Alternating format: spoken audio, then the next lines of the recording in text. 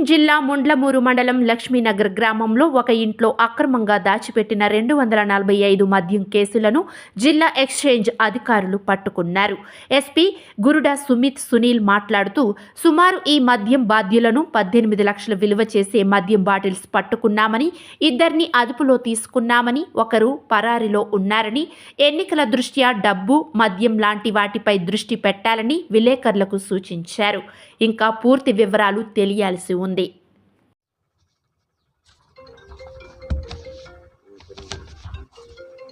నేను రేపటికి నామినేషన్ గురించి ఆర్ఓ ఆఫీస్ కానీ, ఇంటర్మీడియట్ స్ట్రాంగ్ రూమ్ కానీ దానికోసం దర్శి విజిట్ చేయడానికి రావడం జరిగింది.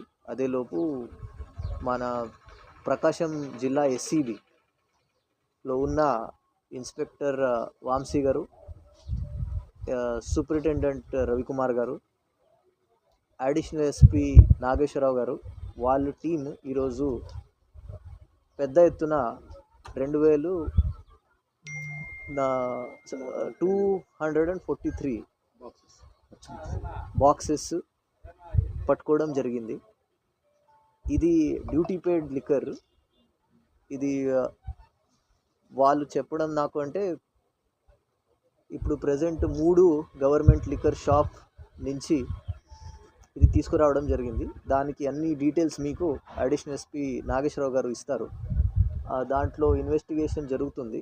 ఆ డీటెయిల్స్ మీకు అడిషనల్ ఎస్పీ గారు ఇస్తారు.